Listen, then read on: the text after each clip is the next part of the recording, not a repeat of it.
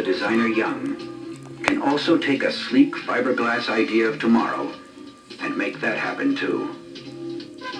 In any other studio, when we're doing a car, we have to be concerned about basic package requirements. Do the people fit inside? Does the engine fit inside? Do we have a certain amount of trunk space? In this studio, we didn't worry about any of these requirements. We were just interested in an exciting, dramatic form. We explored forms without wheels. We explored forms without direction. And I think it's interesting that in spite of our freedom, we seem to like those shapes which looked most like cars. Our procedure was to do a small model without limitations, and then to go on into a full-size model like this one, in clay.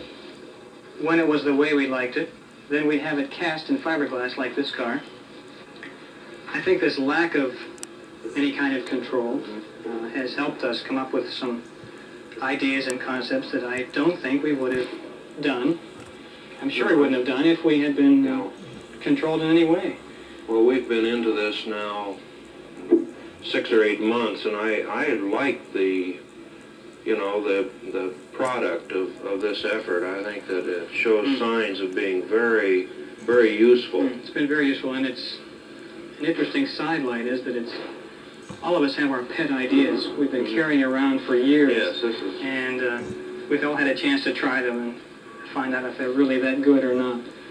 And I think this is a great area for people to kind of go through the loosening process and kind of exercise that freedom of expression, which is so important to the creative person. Form can be almost like a religion. You either believe in it or you don't. I sometimes think of a car as an object related to sculpture, the sculpture that I do, the sculpture that I see. And for all of my life, I think I've been influenced by movement. And of course, the lines in automobiles, they reflect this a great deal. And therefore, I think there's a tremendous relationship of this particular element of aesthetics that reflect in both areas: the car, the sculpture, the lines, the movement.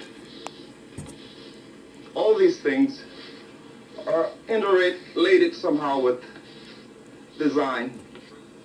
I think a little rub-off of airplanes into automobile design